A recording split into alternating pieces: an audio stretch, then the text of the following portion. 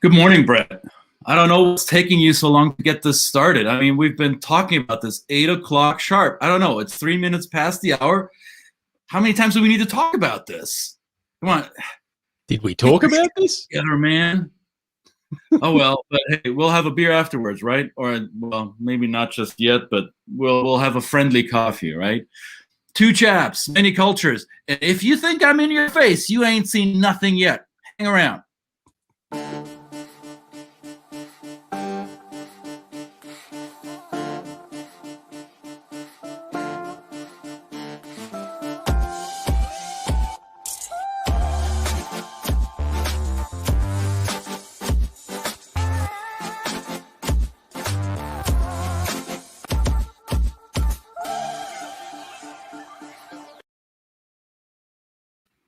Yeah. Dude, out of the gate. I've got a lot of problems with you. Got a problems with you people, and you're going to hear about that. All right, Tamara. It is a sign of appreciation, I would suspect. It might also be a sign of, I don't know, you make it mean what you mean. But yeah, look at that shirt. Yeah, in your face, people. High fashion, you think? All right, Tamara. All right, if you say so. I'll take it. I'll take that as a very direct compliment. I'll own it. Absolutely. It was the only one that was clean this morning. How about that? By the way, Tamara, welcome, Tamara. Taking time out from the 𝙤𝙬𝙤 Island Congress in Europe. We call them congresses. 𝙤𝙬𝙤 Island Congress, which is going on right now. It's not too late to register. I don't know whether it is too late. You can tell us tomorrow. But it is going on with some fabulous speakers over the next, I think it's about 4 or 5 days. Some fabulous speakers on the ticket, as usual. Some previous guests of our wonderful program here are speaking at that Congress. You know, so it's not that, is this a step to the greater heights of international intercultural congresses? One might think. Yeah, so you're at the Congress, you don't know what to do, the present speaker doesn't really do it for you, just hop on this show. Yes. Right. Absolutely. Yes, well, yes. Register now, see? Register now. Yeah. 𝙤𝙬𝙤 Island. Yeah. 10 days, not 5. Get it right, man. 10 days. I'm looking forward to it. But yes, registered 𝙤𝙬𝙤 Island. Maybe I should put a link, but 𝙤𝙬𝙤 Island. Oh, the link is there. Look at this. Look at this. See? There's the link. There's the link. Can't miss it. Man, checks in the mail, right, tomorrow. I mean, this wasn't agreed upon. All right. In any case, what we're trying to model here, good morning, good afternoon, good evening, everybody. Two chaps, many cultures. I'm chap number 2. This fellow is chap number 1. And, you know, he's number 1 because less hair. I think that's the explanation. And this is the program about the business of culture and how culture affects our business. And today, we're talking about how confrontation may show up in business or outside of work, especially when you work across the globe with people who have a different background than you, people who wear different shirts than you do. They might be a little bit more confrontational than you would like, or maybe they're not as confrontational as you wish they were, so you know what you're dealing with. Either way, confrontation could be a double-edged sword, or is a tool that you should know how to use or leave aside. How confrontational are you, Brett? Not very. Okay. So if can I draw you into an argument at all? Probably. Yeah. If you knew my triggers, if you knew, you know, there were particular things that I probably, there are lines that I do not like people to cross. Of course, I'm going to respond. And I think I was thinking about this, and I want to kind of maybe set the boundaries around what we're talking about, because we've talked about conflict in the past, right? Conflict. And conflict, I think, is an ongoing, it's an issue which is ongoing, something that kind of burdens a team, 2 individuals, and it becomes an ongoing conflict, a war, a battle, ongoing battle. These are just kind of what we're talking about here, are confrontational moments.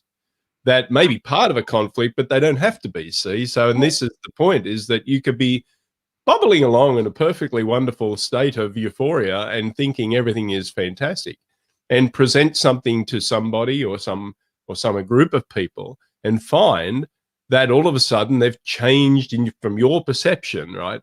They've changed their mood, they've changed their style, and now all of a sudden they're ready to confront what they perceive might be your errors or your style or things like that. So that's a different thing. And then again, so that if we think about the way the confrontational style comes across, we can, if we understand it, then we can kind of alleviate any possibility of ongoing battle and ongoing conflict. So that's kind of what we're trying to. There's a nuance in that, I know, but right. that is just, right. It is a distinction. I was only thinking about that this morning because we're using the word confrontation in that context intentionally. So yeah. And the way you described it, somebody might, from your perspective, might change their mood. It was all flowers and sunshine, and all of a sudden there is a storm cloud for a minute or two. So that may appear as a change of mood to you. Let's look at it from the other perspective. So there is somebody who is ready to be a little bit more confrontational and is expecting the other parties in that experience, in that conversation, to push back and to allow the friction to happen, and it's not coming. There is no friction. So the confrontation, poof, goes away, and there is no resistance. So communication did not happen. As George Bernard Shaw, since we're talking about Ireland this morning, George Bernard Shaw, famous Irish playwright, also known to have said, supposedly, I'm not sure if he did, I didn't know him that well, said, the problem with confrontation is the assumption that it actually happened. So communication. What did I say? Confrontation. Yeah, there we go. Thank you. See, there we have it. Well, no, that's actually a good point. You know, the Freudian slip is actually important there. So the word can be interchanged there, right? What's wrong with saying the illusion of confrontation is the fact that it is taken place? Because we might think that a confrontation has taken place, and it may not be to the extent that the other person wants that confrontation to take place. They may not. They may be from a culture that is not, does not have a propensity for expressing their disagreement in such an easy way. So they, like you say, they might seem like they've just gone, oh, okay, then that seems fine to me. And deep down, they're going, it's the craziest thing I've ever seen. What the hell are you talking about? This is the internal voice. I will not tell you to your face. So this scroller underneath our video talking heads is by design. We want to know where in the world you are, where you're watching this, and is it okay to confront others in the place of the world that you're in, or is it not? And to what degrees is it acceptable? Let us know whether you're watching live or the recording, and feel free to send us your comments and questions and ideas around this very topic.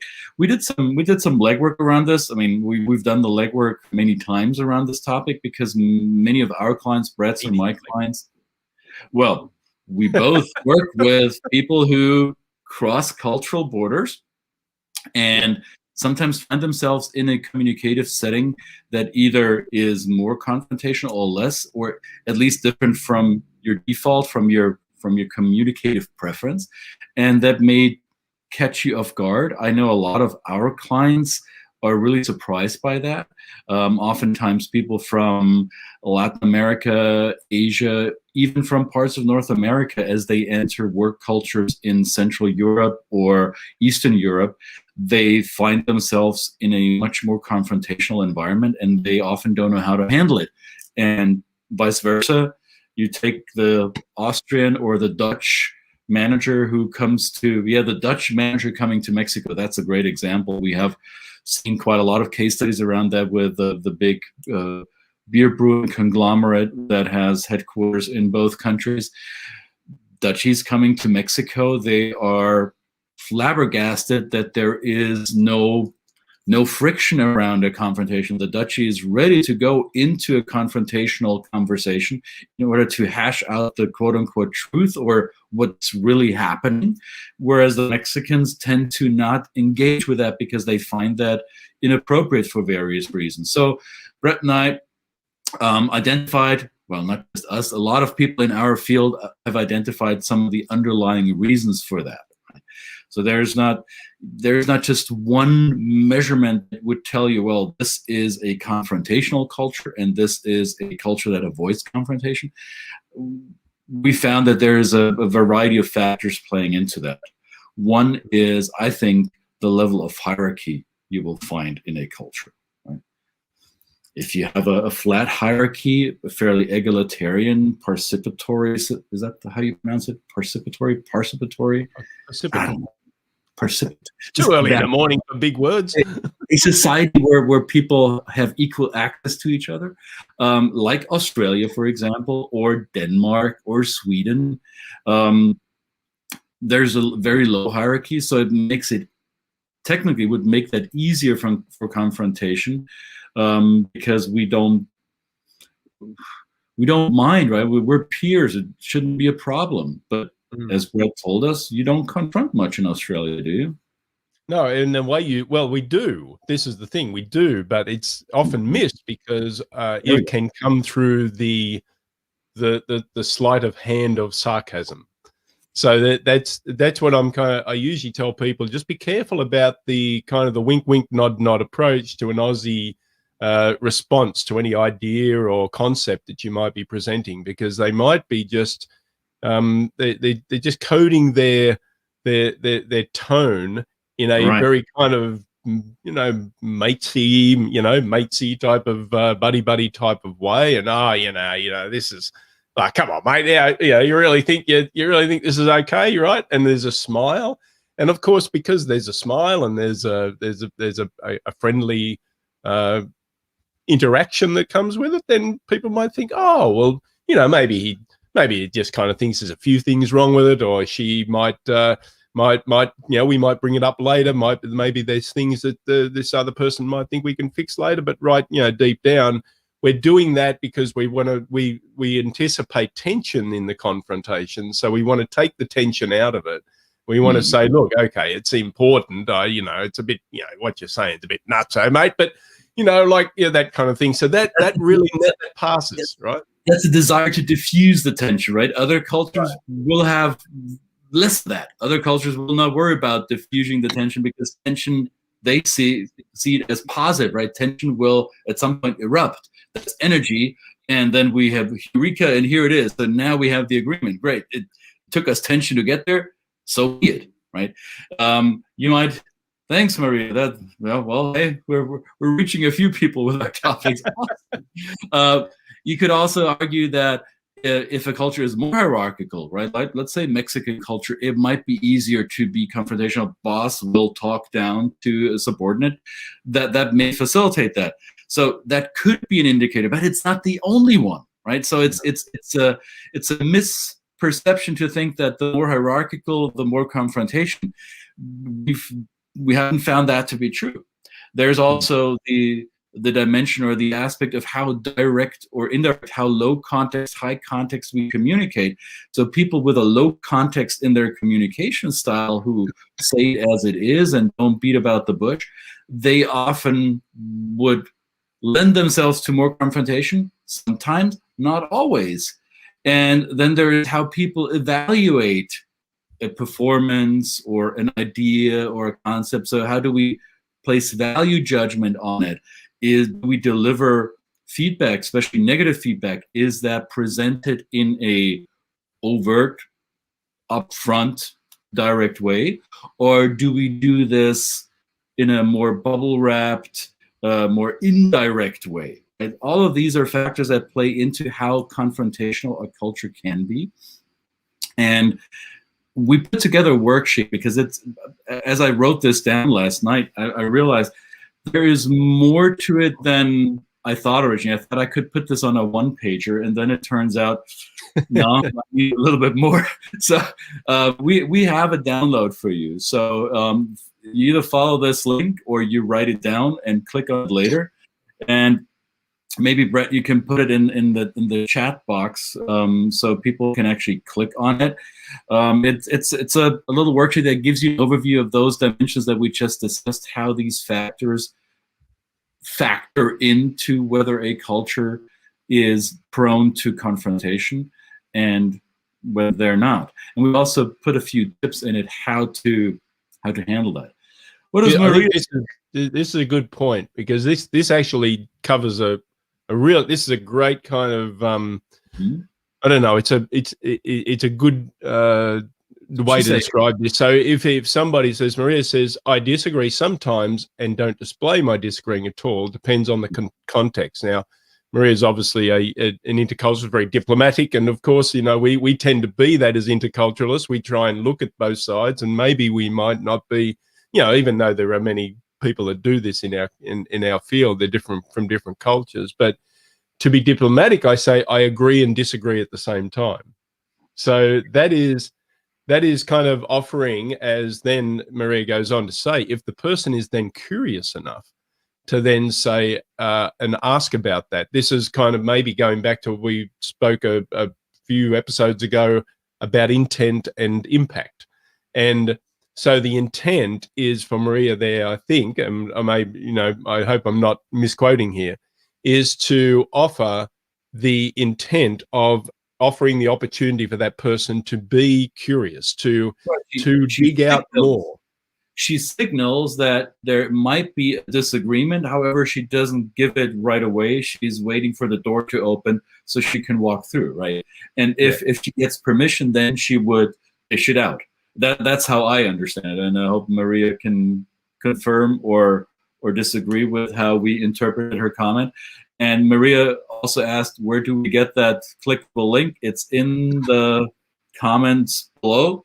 If you don't get it, send us this direct message, or you know how to get a hold of us. If you're watching this, you know how to find us.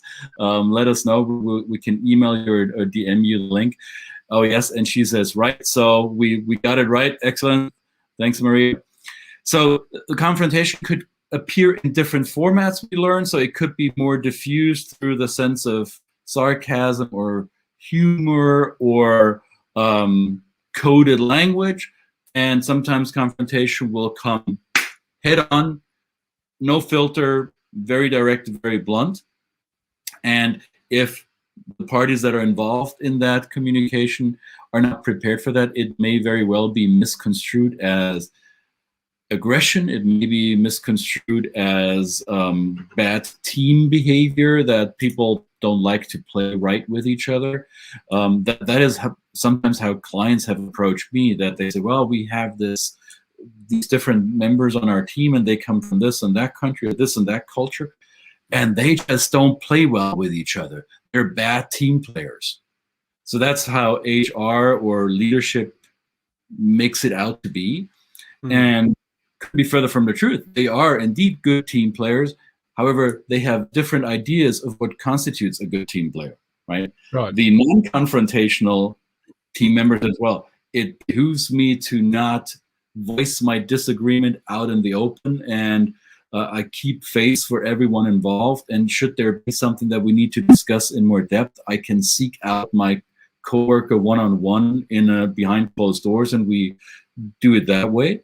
The other employee might think, well, no, it's important that everybody knows how wrong this is and how we correct this, and here is why, data, facts.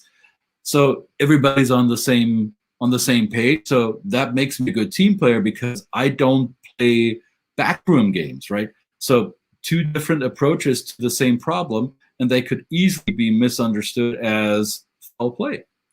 And one also might be, just to bring it home to the final point, is that, as you pointed out before, but we're going to have a beer later, right? The intent, the positive intent that we always like to look for, the positive intent from both these approaches and all of these approaches, is that we get to a point where we understand each other and that we can actually it doesn't affect the relationship. And we can go out and share, if you drink beer or wine or whatever, if you just like a good coffee, then we can go and share that as well. That's the ultimate goal, is that we do all of these approaches have the same end in mind, that we're understood or we do not offend other people in terms of maintaining relationships. So I think that if you always kind of think in those terms and think, you know, these people, you know, take the personal out of it. And if you understand something about the culture of the other person and you don't take it personally and you say, well, it's not really, the confrontation is not about me, it's just about the issue or the topic, then we can move on and then we can have that coffee or beer or whatever. So there you go. Well, cool. Have we done it? We've done it. A nice quick episode this morning. It's Friday, and the weekend is coming up for everybody around the world, no matter what. And we're changing time. If you're in another part of the world, here in the US, we're going to lose an hour. We're going to lose an hour's sleep on Saturday. So, you know. Is that this weekend? It's this weekend. We go and we get daylight saving. So. Wasn't even aware of it. Thank you for the. Well, that means you would have turned up. Would you have turned up late then on Monday for the show? I don't know, but there will be a show on Monday. It'll just be an hour earlier. But well, for other parts of the world, because it will happen during the time that you usually sleep. So it's this thing they do. The time bandits. They do that. Right? Absolutely. Yeah. By the way, now that I've triggered my own memory. If you haven't watched it yet, there's a movie with David Bowie about the time bandits. I forget what the movie's called. Maybe it is actually called. No, it's Labyrinth. Labyrinth. That's the name of the movie. Yes. Labyrinth. Yes. If you haven't seen that, good movie to watch on a weekend where your time is going to be stolen by the time bandits. There you go. David Bowie, one of the finest actors that ever graced the screen. There are some people that just should stick to music. He was still awesome. He was a wonderful craftsman of the musical art, I think, but one of the best in the world. I don't know about acting. And, all right, go download this stuff. Here's a link. Shouldn't be too hard to click on it. Confront us if you find fault in it. Don't expect us to respond in kind. We might be too snowflakey around this. Here might be busy having a beer. Tamara says the best movie. See. Okay. All right. Maybe I have to revisit it and look at it. You can actually have a watch party around this. You dress up and anyway. Well, so cult classics. So were early Godzilla movies, but he wasn't exactly the best form. Rubber dolls. Okay, I will confront you around this off air because people don't need to see how ugly I can get. And I'm with Tamara. Don't diss Bowie. No. I mean, I love David Bowie. I think I'm a musician. I love him for his music and his art and his creativity. He was far ahead of his time. But there we go. And we shall be heroes just for one day. So happy weekend, everybody. We'll see you again on Monday. Two chaps, many cultures. We're out for today. See you guys. Bye.